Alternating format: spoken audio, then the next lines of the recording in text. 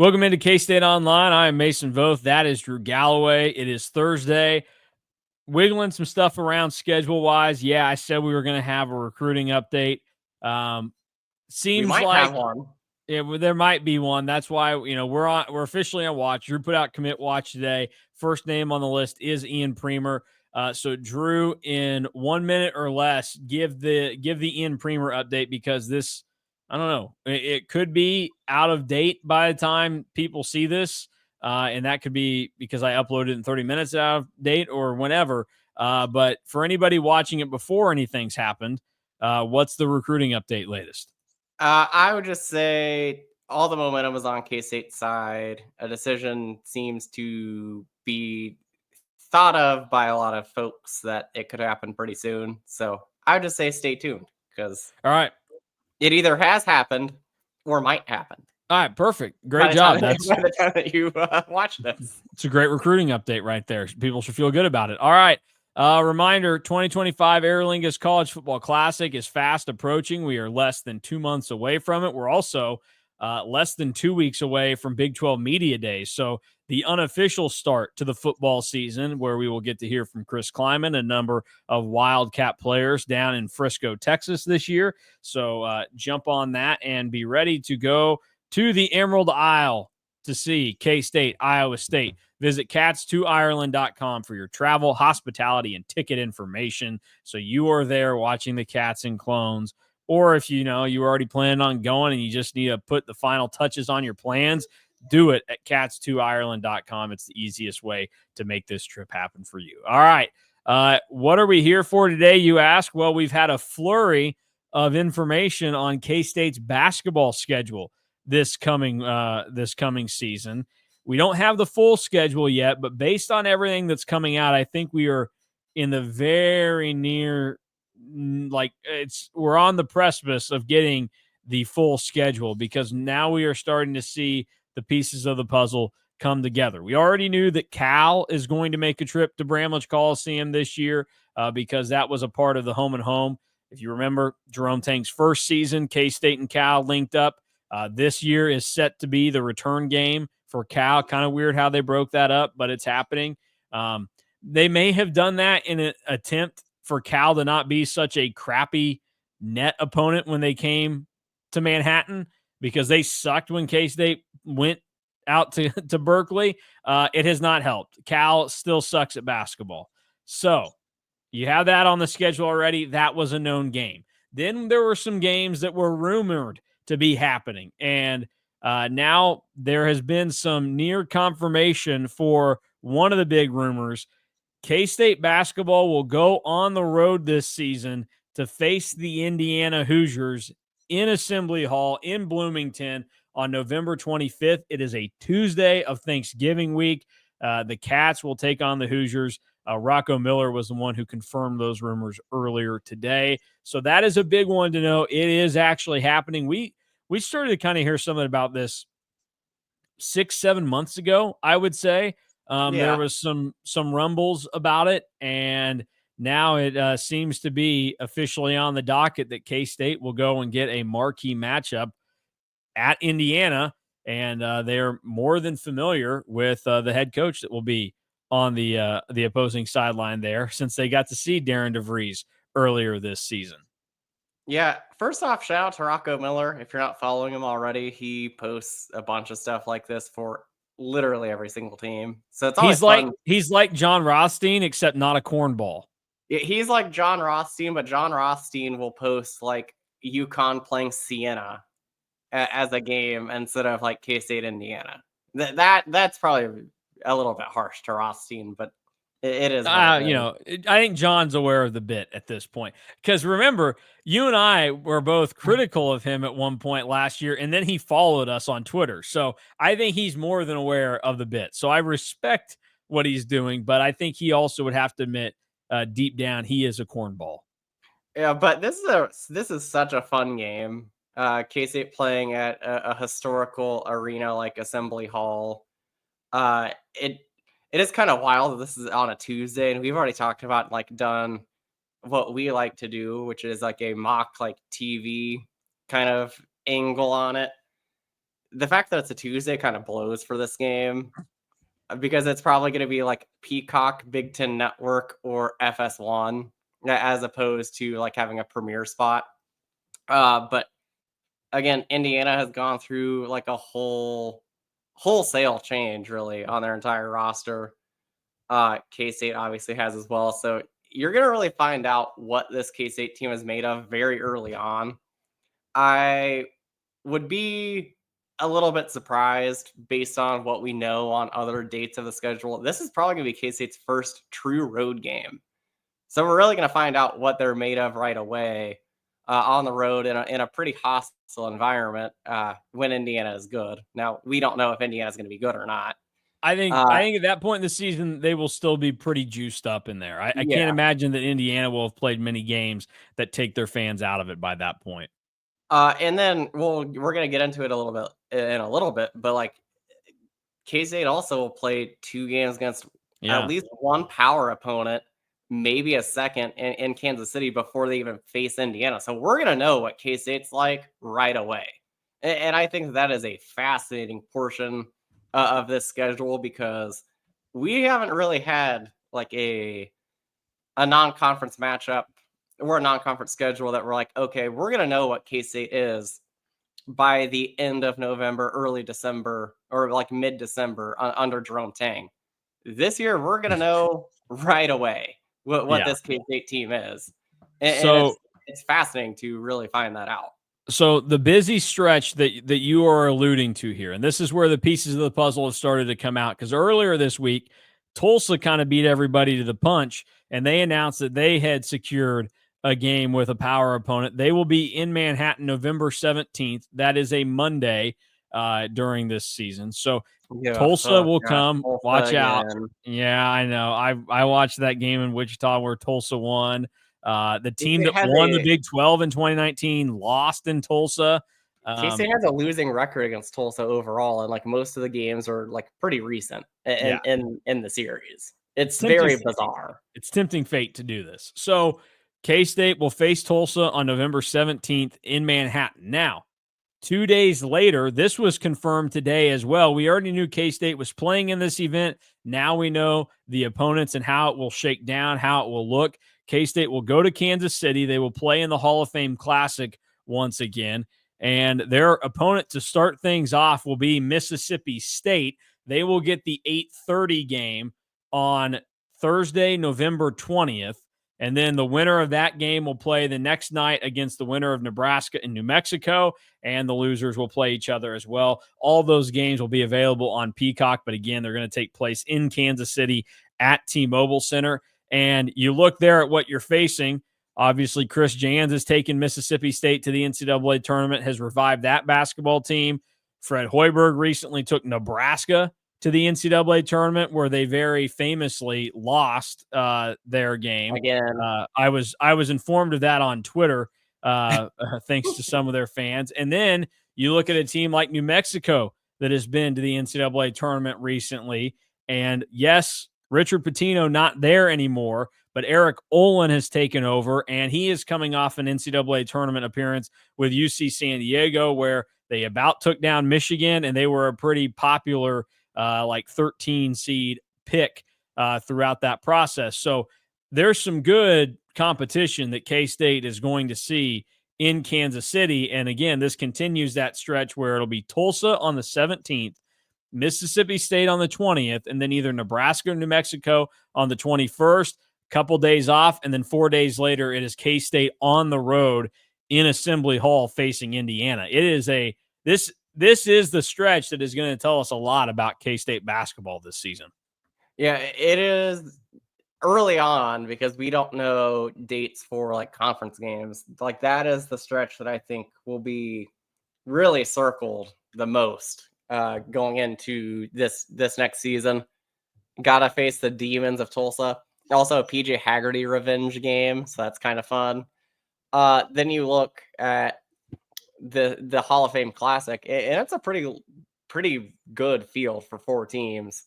A Chora Chora revenge game in game 1 with Mississippi State. That I think of all the games that we know of so far might be the toughest non-conference game Mississippi State plays a physical brand of basketball, pretty similar to Iowa State, where they're just really going to beat you up. So I think that will be a challenge. Nebraska won the college basketball crown. You kind of buried the lead there. True. They made the tournament 2 years ago, but they won the inaugural crown.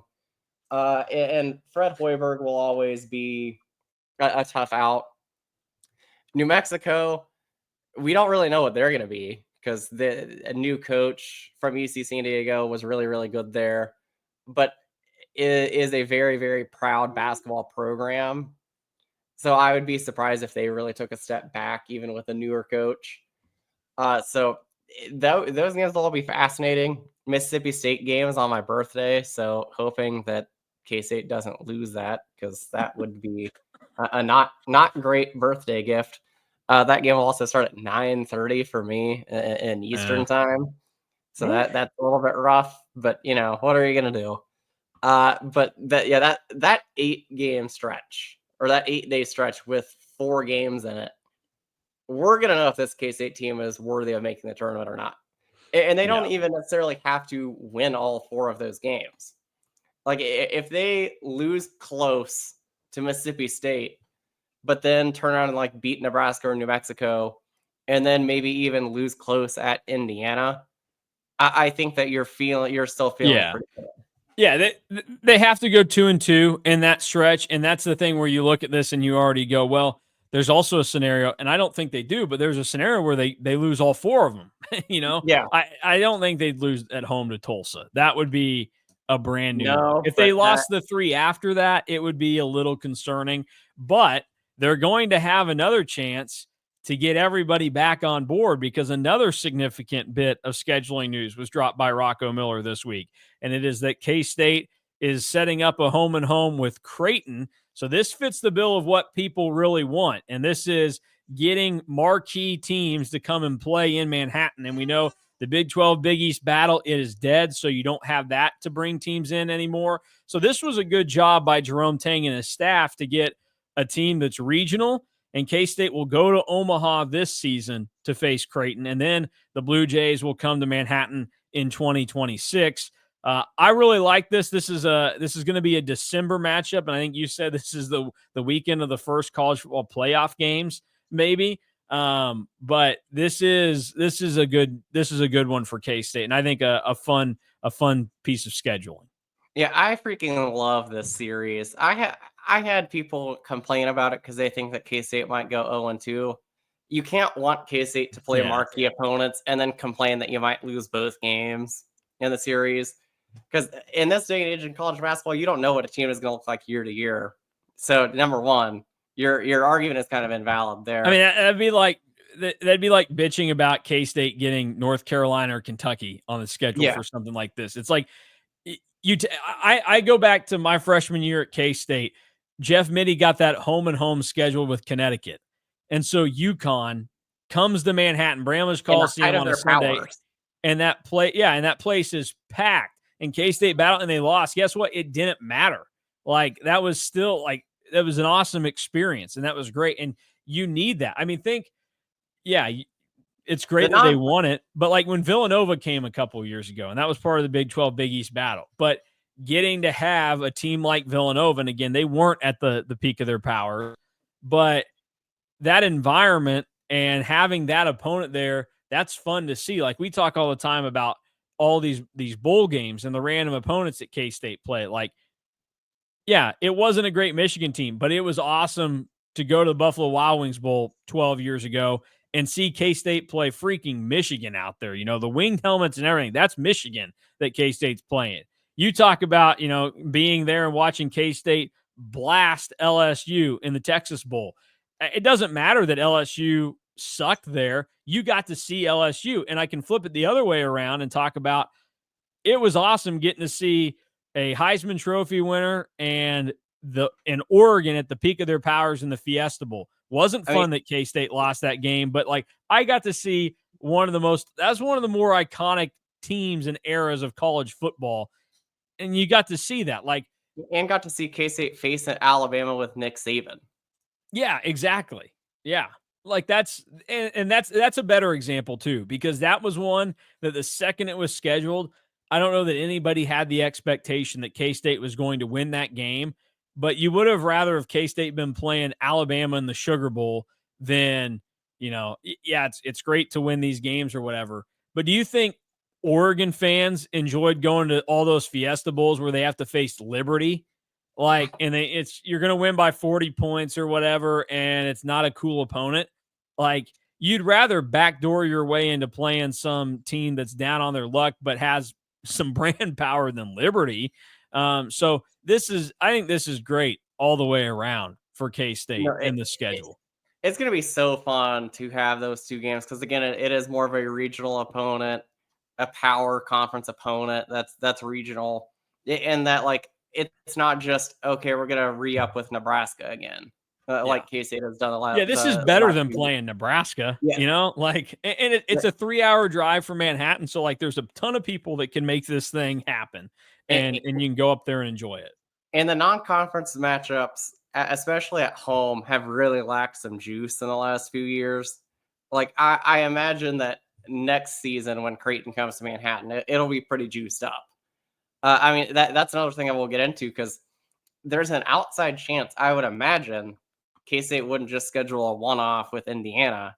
That Indiana game next year, or that Indiana series, could be a return trip next season as well. Yeah, that'll be the interesting thing is, at the very least, are you getting a second game out of this matchup with Indiana?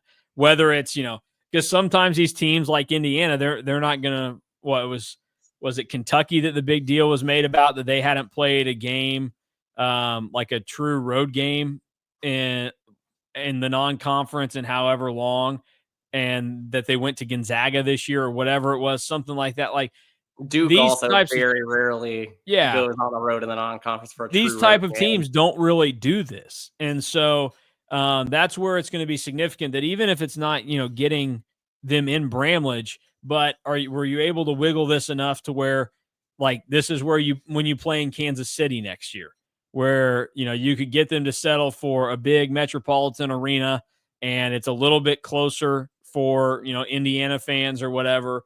How are you able to do this? Like, that's going to be the fascinating thing here. Either way, though, I think this is a great game for K-State and a great thing for fans. Like, if you're, you want to see these opponents at home too, no doubt about it. You want to be able to have that advantage. But like, part of being a fan is also having some of these fun journeys and trips and getting to see different places. And you get to go see one of the more iconic venues in college basketball if you want to go to Bloomington in late November and see this happen. And this is going to be a good barometer for what K-State basketball is this year, because K-State and Indiana are both teams that have high expectations based on how they're trying to build their rosters, but they're completely turned over. And, K-State's in a different situation now because they're about to go into year number 4 with their head coach, and Indiana just got rid of a coach and they're bringing a new one in, but they're in similar spots right now in the world of college basketball. I mean, think how many times last year K-State, Indiana, and Arkansas were all grouped in together based off what their strategies were and what they were trying to do. So I think that's a great game. It add a little extra if in some way we get confirmation down the road that maybe there is a second game involved with K-State and Indiana. And another thing that we talk about and talk a little bit in jest about, like, gaming the net. One of the other ways to really game the net, which has been fascinating to me because a lot of, like, the bigger schools don't really want to do it. But another way to game the net is to win true road games. And especially in the non-conference. I mean, I would imagine that unless the wheels really fall off for Indiana and Creighton, that both of those games end up being a quad 1 game. It's like, if you can win one of those, you're feeling really good about yourself. Yeah, absolutely. But that's the latest on basketball for K-State. I like what they've done here with the non-conference schedule. It's exciting, and these are going to be, I mean, you got to win them. You got to win some of them. You got to really battle, but gotta at least win one game in Kansas City I think that you can probably afford to lose both of the true road games, but you got to at least win one in Kansas City. Yeah, and you can't lose the teams like Tulsa Tulsa. or Cal at home, Yeah. like which they did last year when they lost to LSU. So it's going to be fun and kind of fascinating to see. But I'm excited for what Jerome Tang and his staff have put together for the basketball season this year, because it's significant. We haven't seen a non-conference like this for K-State in a In a while. long time. I mean, The last time I can remember K-State really like branching out and playing, I don't know if I'd call Indiana a blue blood, because they might have just had one of the best coaches of all time during that stretch where they were a blue blood. But like this feels very similar to when K-State scheduled Duke back in the day. yeah, which that that was a Hall of Fame classic situation, and they had, you go and look at that, they had played, so that was the 2010-11 season, and they played Gonzaga the game before that, and keep in mind they had also brought in a top 25 Virginia Tech team to Manhattan that season. During the 24 hours of college basketball, Yeah, bring that back. and they ESPN. also, I mean, think of this. That season, I think this is the best. That is the best comp for what's going on here, because so to just go in order, their second game of the year was against a top 25 Virginia Tech team, like you said, marquee 24-hour marathon. Then Bring they it played back. number 11 Gonzaga in Kansas City. Then they played number 1 Duke in Kansas City. They went on the road for the Big 12 Pac-12 series, or Pac-10 at the time, and beat Klay Thompson and Washington State.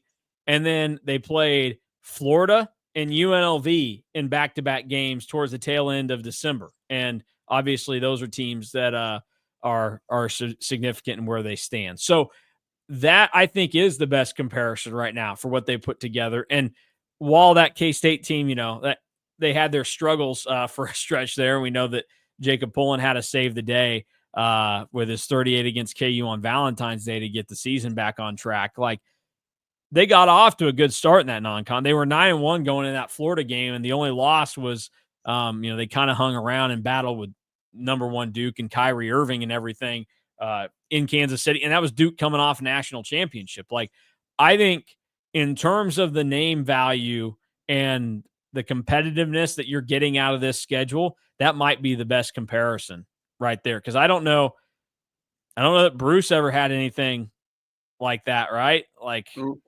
no, the Bruce era that I can remember scheduling wise would be, there'd be like 1 or 2 marquee games, and it would be like the game in Kansas City. Like, I remember K-State playing Florida a few times and Kansas City in the Bruce era. I mean, and then like I get that Indiana is kind of on a little bit of a downswing. We don't know what Creighton's really going to be, but those are probably the 2 most fun games that I can remember non-conference wise, outside of when K-State had the Marquette series that ended up just being the Big 12 Big East Challenge. which was BS. Yes, which was total BS, that they were like, oh, we're just going to make that your Big 12 counts. Big East game. But it's probably on a similar boat to that. 2014-15, when they went to Maui, they played Purdue, Arizona, Pitt. Then they went to Tennessee, and then they had Texas A&M and Georgia come to Manhattan. I guess that Texas A&M game, that was the one in Kansas City, wasn't it? Yeah. That always has the one-do dunk that they would show. So I guess you could throw that one in there, maybe. But I don't think none of those teams have the brand power that Indiana does. Yeah.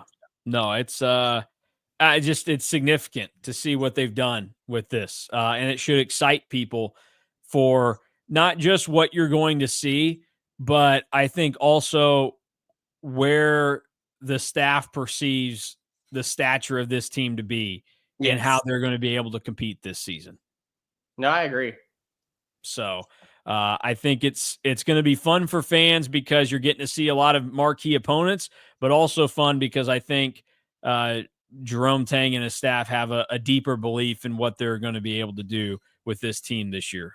So it's going to be entertaining to see how it all plays out. And like you point out, Drew, that you got an 8-day stretch there in November that's probably going to give you a good idea of what your season looks like, and then a chance to kind of redeem things or really put the pedal to the metal when you go to Creighton in December. So that is the update on K-State's basketball season that is coming up. And I would imagine now that we've got a lot more of the pieces, we're probably getting closer and closer to getting the official full schedule released for the non-conference. So when that happens, we'll discuss that as well. But we'll get out of here for today. We appreciate you checking out KSO.